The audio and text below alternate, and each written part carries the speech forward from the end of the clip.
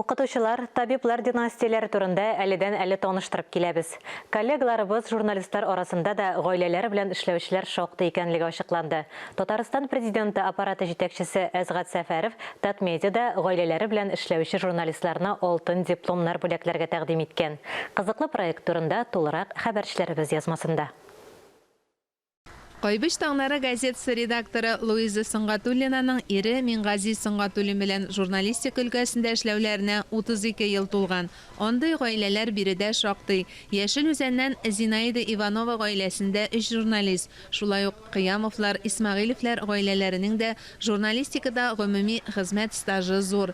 Әлеге проектның идея авторы Лейсан Сафина журналистикада нәселләре белән эшләүчеләр күбрәк Татарстан районнарыннан булуын әйтте. Татмедиада кырыклап гаилә нәселләре белән журналистикада эшли. Кызыксынучылар журналистлар гаиләсе фотосурәтләреннән әзерләнгән күргәзмә белән дә танышала. Ул Татмедианың беренче катында урнашкан.